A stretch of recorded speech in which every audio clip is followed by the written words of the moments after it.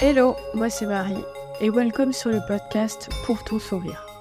Je pars vivre à plus de 9000 km de la France, au Cambodge, avec l'envie de documenter mon expérience en audio. Alors j'espère que ce journal de bord te plaira. Bonne écoute.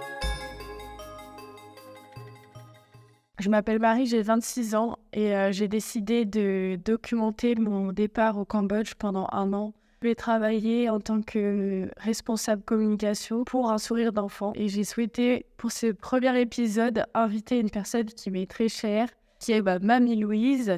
Donc mamie, si tu veux bien te présenter. Alors, je me présente, j'ai 80 ans.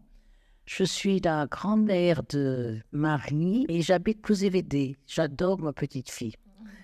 Ça me paraissait hyper important de commencer ce podcast ici, sachant que pour rappeler le contexte, pour être prise pour un sourire d'enfant, j'ai passé 3 entretiens et le dernier s'est passé ici, chez mamie, où j'ai appris que j'étais prise et que je pouvais partir au Cambodge. C'est là où au final tout a commencé. Est-ce que tu te souviens, mamie, du moment où j'ai appris que j'étais prise ? Oui. Je voulais savoir ce que tu en as pensé au premier abord quand je t'en ai parlé, ce qui t'est venu à l'esprit. Au premier abord, je me suis dit, elle va loin. Et puis, je ne la verrai pas pendant 1 an. Oh non. C'est vrai. Moi, quand j'ai appris la nouvelle, le temps de réaliser, j'ai pleuré aussi, j'étais très triste. Mais en même temps, contente de partir, parce que c'est une chouette expérience qui va me permettre de pratiquer l'anglais, travailler pour une noble cause, pour des enfants qui sont dans le besoin. La tristesse, c'était sûr, surtout que j'ai appris ça ici avec toi, donc c'était compliqué. Mais ça s'est quand même vite calmé, parce que je pense que ça va être une quand même chouette expérience. Je pense. Alors, on avait pensé à la façon dont on allait communiquer là-bas, enfin, étant donné que je pars 1 an. Mamie, est-ce que tu veux bien expliquer comment on va s'envoyer des nouvelles ? Ben, ça, je ne veux pas parce que je n'ai pas d'ordinateur, mais je vais écrire, ça va être de courrier. Voilà.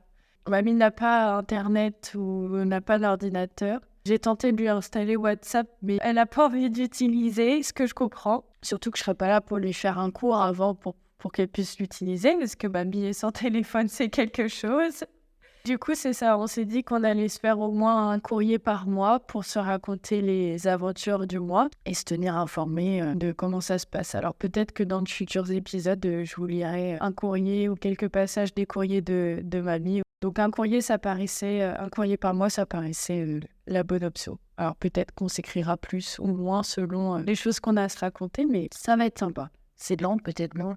Non, je crois que ça prend à peu près 2 semaines, à peu près 2 à 3 semaines. Bon, c'est sûr que c'est pas comme en France, mais c'est déjà pas mal. Ok. Est-ce que tu vas venir me rendre visite, mamie ? Ah non. Pourquoi ? Ah non. Bon, du coup, mamie a décidé de ne pas venir me voir. Bon, en même temps, t'as jamais pris l'avion, je crois, mamie. Ah, t'as déjà pris l'avion. J'étais à Gadir. Ah oui. Oui, donc c'est pas 21 heures d'avion. Tu parles anglais, mamie ? Non. Ah. Donc en effet, je pense que ce serait compliqué que tu viennes, même si j'adorais que tu passes, mais je reviendrai te voir de toute façon. Alors, qu'est-ce que toi, tu connais de la culture asiatique ou du Cambodge ? Quand je t'ai dit ça, à quoi ça t'a fait penser ? Les rizières, leur chapeau, leur gros chapeau, là. Ouais. Bon, les femmes travaillent beaucoup, je crois. Oui, c'est vrai. Les hommes et les femmes travaillent beaucoup et dès leur plus jeune âge. C'est d'ailleurs dans ce contexte-là que je vais intervenir parce que même les enfants, quand ils ont 3 ans, ils commencent à aller travailler sur le terrain. Et c'est pour ça que l'association dans laquelle je vais se développe dans ce secteur-là en essayant de leur permettre d'accéder à une éducation.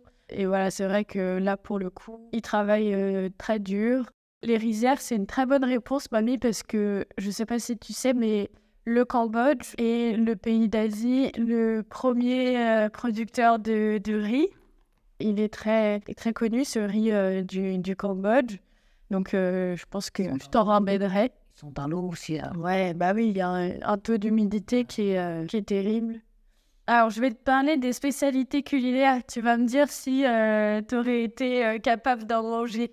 La plus grande spécialité au Cambodge, c'est de manger de la tarentule. De la tarentule grillée. Tu sais, c'est une grosse araignée. Ouais, Ah non. Est-ce que tu aurais mangé ça ? Non. Pourquoi? Ah non, ça fait autre. C'est peut-être beau. Peut-être. C'est peut-être aussi beau que le crabe. Oui, peut-être. Il mange aussi du chien. Ah non. Tu te nourrirais pas beaucoup alors. Non, Et du chat, évidemment. Oui. Ah, le chat, tu pourrais? Non. Non plus. Bah, pourtant, tu as mangé des lapins dans les clapiers. Oui, mais c'est différent. Est-ce que tu as quelque chose que tu aimerais nous partager? Un conseil à me donner avant de partir Bah non, fonce. Ok, trop bien. Et je reviendrai vite. Bah oui, ça passe vite. Une fois que Noël sera passé, ça viendra vite. Parce que du coup, ça sera mon premier Noël sans la famille, sans les grands-parents. Oui, mais tu feras des rencontres là-bas. Oui, bon, je m'inquiète pas. Bon, bah merci pour tout, Marie, pour avoir répondu à mes questions. Et à bientôt pour un nouvel épisode. À bientôt. D'accord.